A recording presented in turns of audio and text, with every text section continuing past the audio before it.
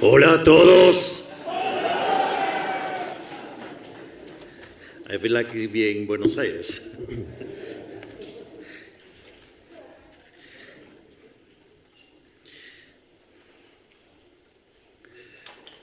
Es un honor para mí haber sido invitado hoy aquí por el Liberals Institute y todos los organizadores a ser galardonado con el premio William Ropke, en honor a uno de los más grandes representantes del liberalismo de la historia reciente.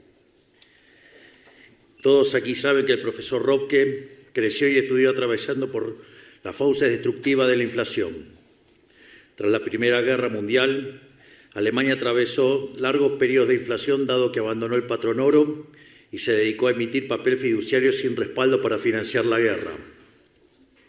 Tras el fin de la guerra, siguió imprimiendo billetes a toneladas, lo que terminó derivando en una hiperinflación que llevó en el lapso de 2 años el tipo de cambio del marco contra el dólar de 60 a 4.2 billones, en español 4 trillones en inglés, es decir, un 4, un 2 y 11 ceros.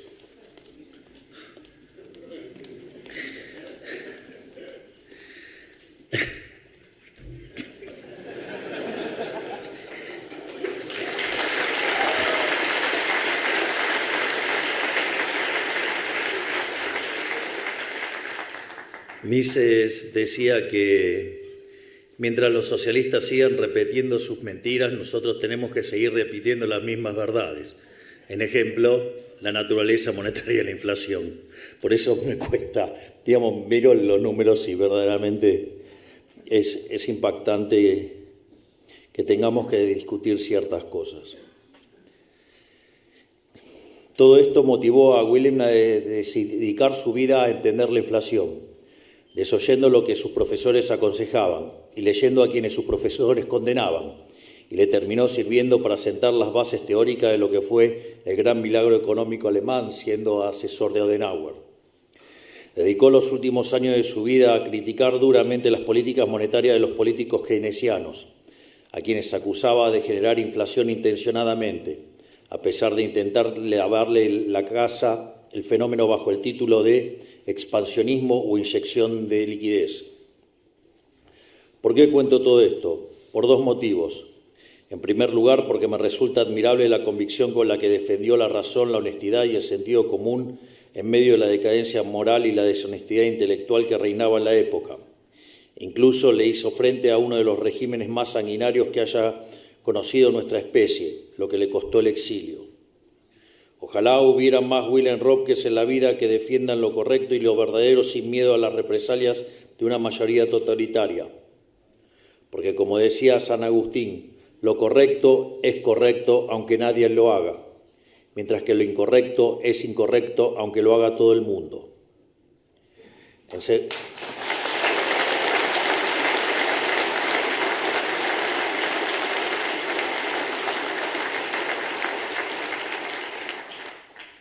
En segundo lugar, porque me llama la atención varios paralelismos. Sin ánimo de ponerme a la altura de un hombre como Ropke, me resulta curioso que, tal como hace tantos años en la Alemania, hoy el mundo habla del milagro económico argentino, por haber vuelto exactamente a las mismas bases, la austeridad fiscal y rigurosidad monetaria.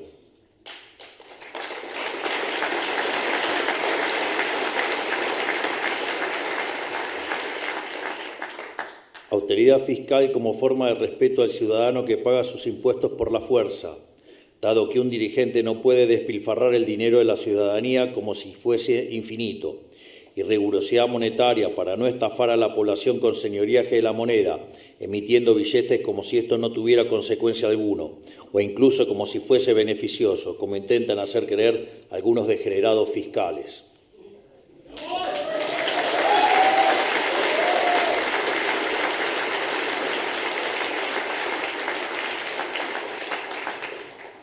También me resulta curioso que simplemente hacer las cosas bien sea considerado un milagro, porque denota lo naturalizado que está hacer las cosas mal, y eso es lisa y llanamente una tragedia. De hecho, hay una frase muy interesante de Thomas Sowell que dice que la La primera ley de la economía es la escasez, es decir, no hay de todo para todos. Y la primera ley de la política es ignorar la primera ley de la economía.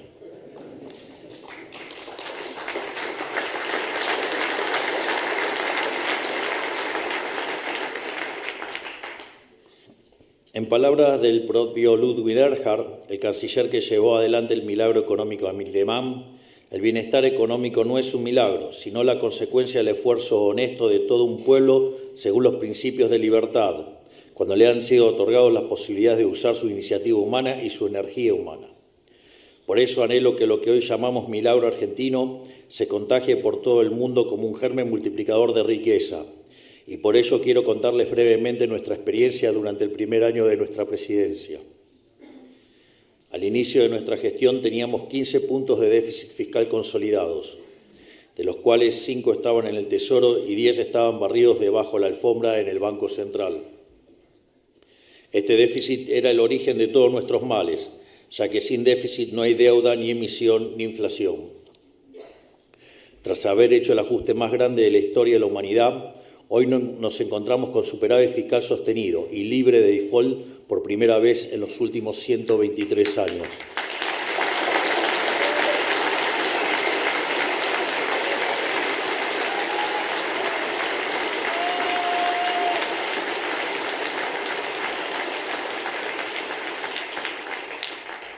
A su vez, al inicio de nuestra gestión, la tasa de inflación viajaba a un ritmo del 17.000% anualizado en el índice mayorista. Hoy, el mismo índice anualizado se encuentra viajando al 10% anual. Es decir, bajamos 1.700 veces la inflación y estamos cada día más cerca de que solo sea un mal recuerdo.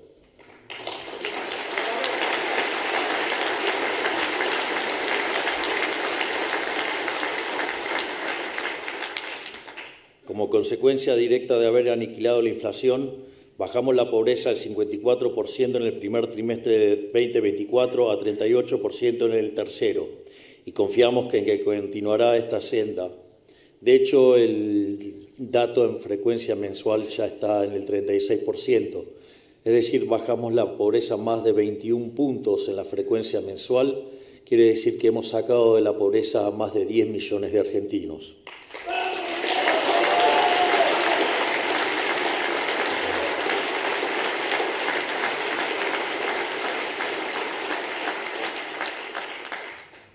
Al inicio de nuestra gestión, la brecha cambiaria entre el dólar oficial y el dólar libre era de 180%. Hoy la brecha cambiaria está prácticamente muerta y trabajamos día y noche para terminar de sanear el balance del Banco Central para poder levantar el cepo cambiario de una vez y para siempre. Durante el 2024 vimos una fuerte apreciación de nuestra moneda, algo casi sin precedente para nuestro país, lo que provocó que el salario básico promedio crezca de $300 a $1.100. Al inicio de nuestra gestión teníamos un riesgo país de 1.900 puntos, que venía de ser incluso más alto, ya que al momento que habíamos ganado la elección estaba en 3.000, y los bonos soberanos cotizaban entre $20 y $35.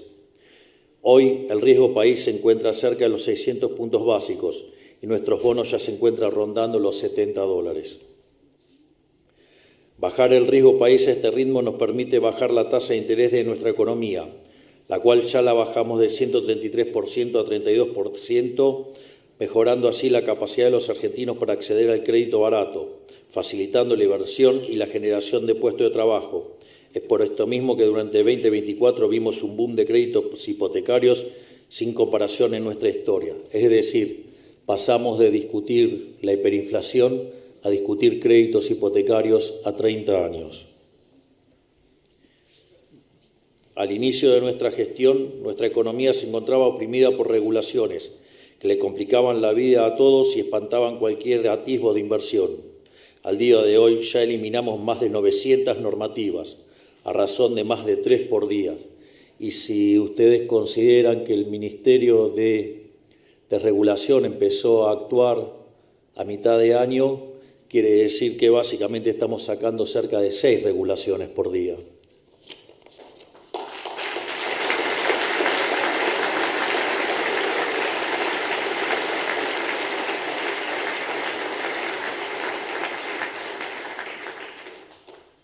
su vez, la Ley Base y el DNU 70 en su conjunto hemos hecho la reforma estructural más grande de la historia argentina, 8 veces más grande de la que hizo el presidente Menem a principios de los años 90. Y les digo algo, aún nos quedan 3.200 reformas estructurales más y vamos a hacer de Argentina el país más libre del mundo.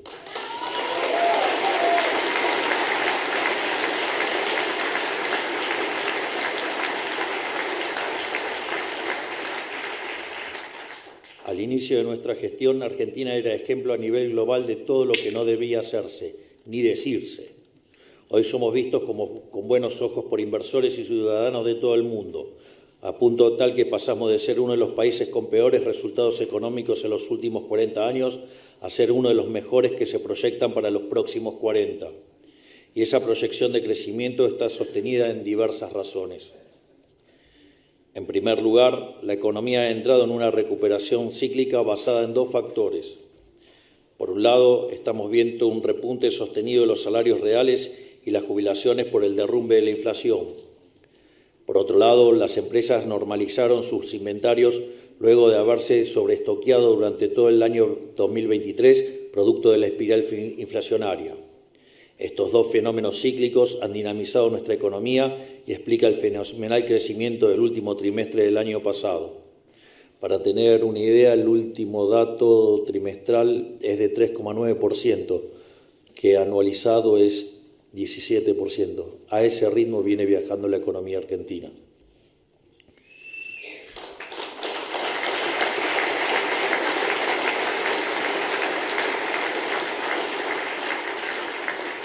Además, tenemos los 15 puntos del PBI que ajustamos y por definición le devolvimos al sector privado en forma de ahorro, lo que genera un aumento tanto de la inversión como luego del consumo. Además, se suma otro factor, que es la baja de la carga impositiva, ya sea por la eliminación del impuesto inflacionario o por la reducción de impuestos, que ya hemos comenzado y vamos a profundizar durante este año. De hecho, en el día de ayer hemos anunciado eliminación de retenciones para las economías regionales y hemos iniciado una reducción de las retenciones para los principales productos del agro. Es por ello que estamos trabajando en una reforma impositiva estructural para reducir en un 90% la cantidad de impuestos nacionales y devolverles a las provincias las autonomías impositivas que nunca debieron haber perdido. Así, apuntamos a lograr un federalismo marcado por la competencia fiscal entre nuestras provincias para ver a quién atrae más inversiones. En esta materia, acá en Suiza nos llevan varios siglos de ventaja.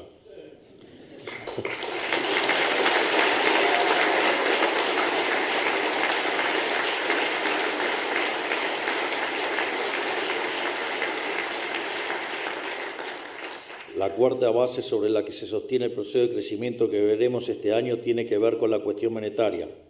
La convergencia del tipo de cambio paralelo al tipo de cambio oficial que estamos viendo hace meses nos acerca cada día un poco más a la salida definitiva del cepo cambiario.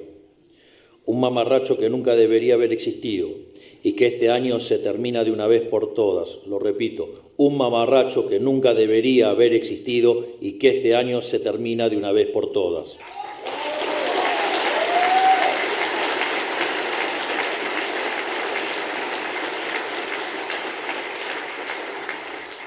Para ello, estamos trabajando en diferentes alternativas para darle una solución definitiva al problema de los stocks del Banco Central. Y en ese sentido han sido muy positivas las reuniones con el FMI que hemos tenido en Washington. En paralelo, para poder cerrar el Banco Central como hemos prometido y así acabar para siempre con la inflación en nuestro país, estamos avanzando.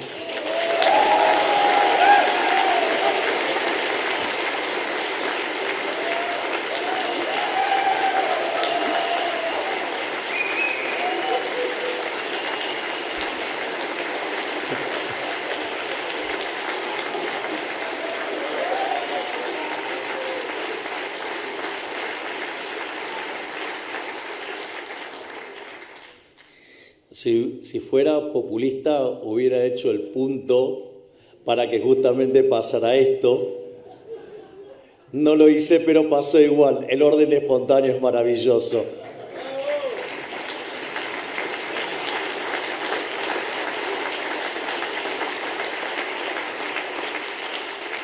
Y obviamente que la voluntad del individuo por ser libre más, muchísimo más.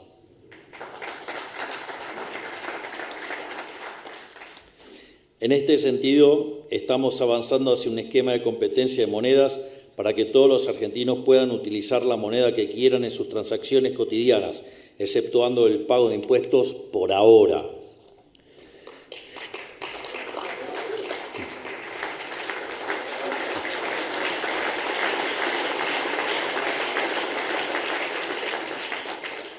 Todo esto lo menciono para dejar en claro que el crecimiento llegó para quedarse de la mano del superávit fiscal.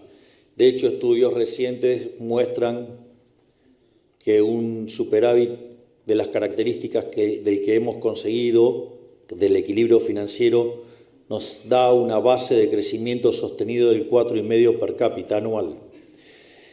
Eso implicaría que en 50 años Argentina podría estar alcanzando a los Estados Unidos. Y si a eso, digamos en dinámica, ¿no? Y si a eso le sumamos que el ajuste se hizo bajando gastos, no subiendo impuestos, si se suman las 800 reformas estructurales, las 900 desregulaciones, sin lugar a dudas Argentina podría crecer mucho más rápido. Y sin lugar a dudas, con los aportes que está haciendo el genial presidente del Consejo de Asesores, el doctor Demian Reidel, para avanzar en la implementación de la inteligencia artificial en Argentina, sin dudas lo vamos a lograr mucho antes.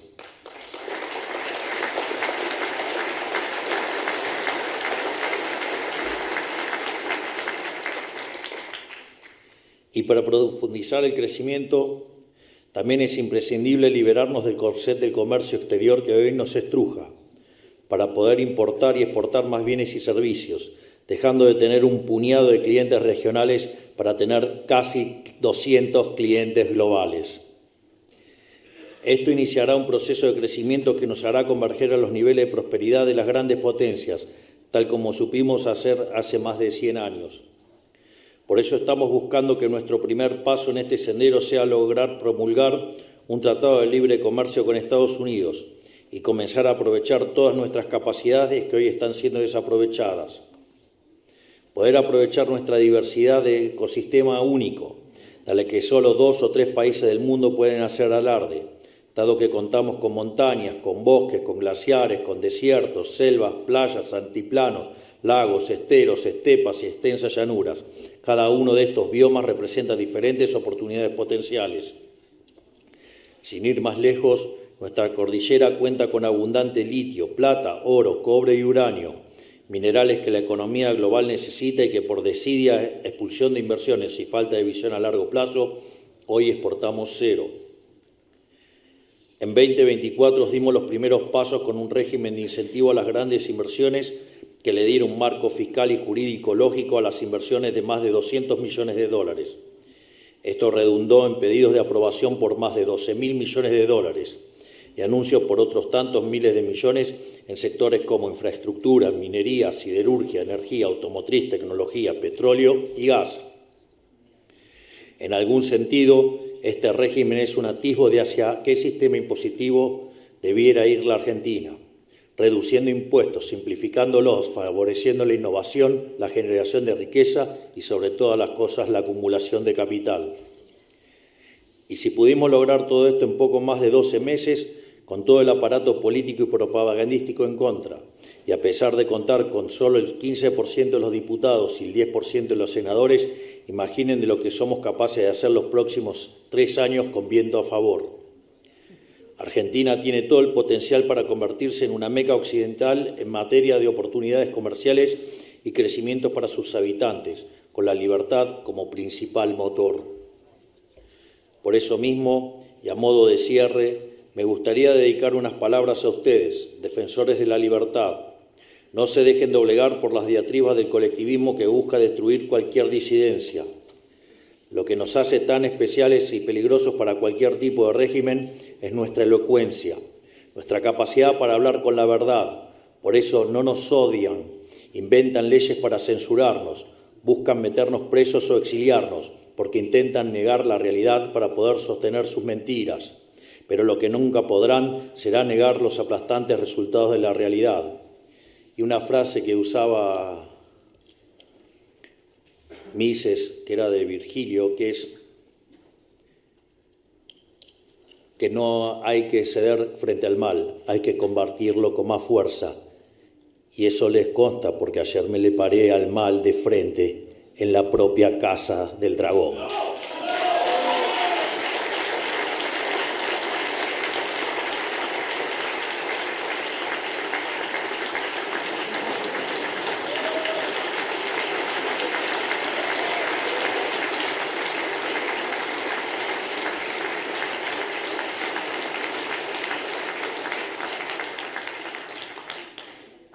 Porque tal como se demostró en Alemania gracias a las ideas de William Röpke, los milagros existen y alcanza con aplicar un modelo basado en algunas verdades elementales. Que el Estado tenga el tamaño que tenga no puede gastar más de lo que recauda con impuestos. La inflación, que es destructiva para una economía, es producto de la emisión monetaria y como tal, para terminar con ello no hay que emitir más dinero.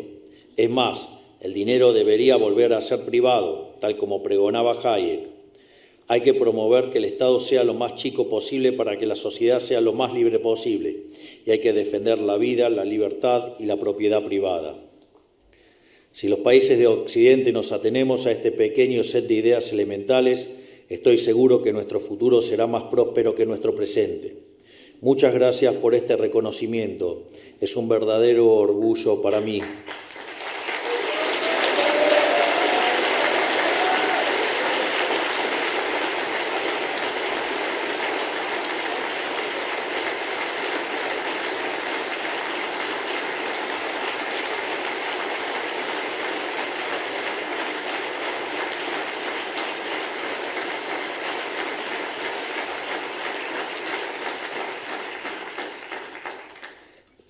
Voy a salir del protocolo.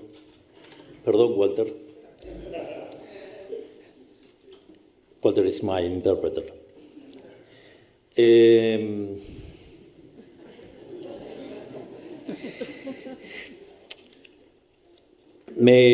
muy movilizador el caso de Röpke, porque, digamos, lo que a él lo llevó a estudiar tan profundamente la economía fue justamente la inflación. Y tuvo que desestimar las cosas que le obligaban a estudiar y tuvo que abrazar otras ideas.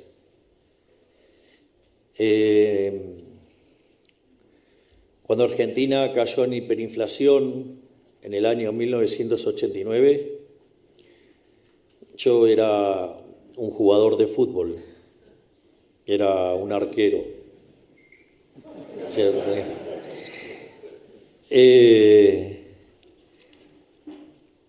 Y un día acompañando a mi mamá al supermercado, yo estaba en primer año de economía y veía que los precios subían y la gente se abalanzaba sobre los productos. Y entonces ante esa situación dije, o lo que estoy estudiando está mal o soy tonto. Entonces la solución de dignidad fue dejar de jugar al fútbol y dedicarme a estudiar economía. En serio.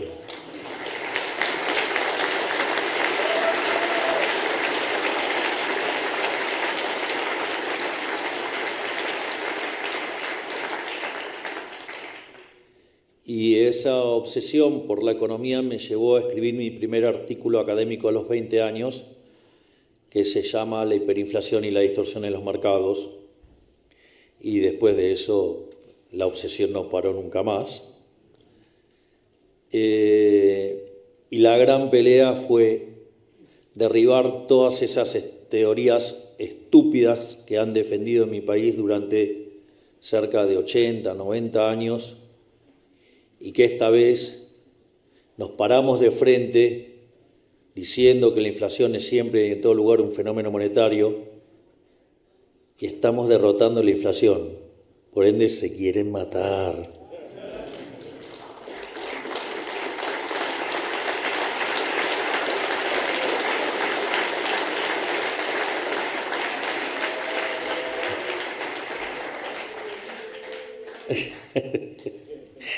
Y si la casta tiene miedo porque se va a quedar sin trabajo.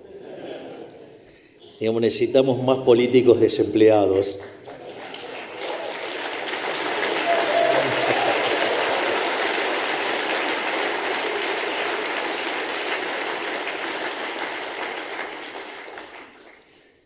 Y también me resulta muy atractivo el rol de Rob, que digamos tratando de hacer ese equilibrio entre la teoría y lo que implica la política por lo que entraña en términos de entramado social.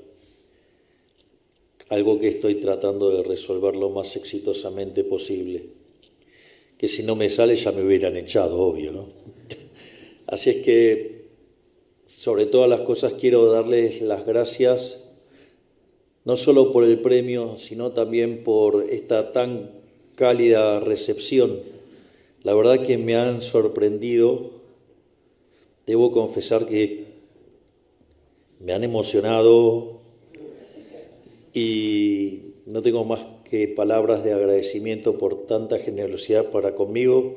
Así es que tengan muy buenas tardes, que Dios los bendiga, que la fuerza del cielo nos acompañen y ¡viva la libertad, carajo! Muchas gracias.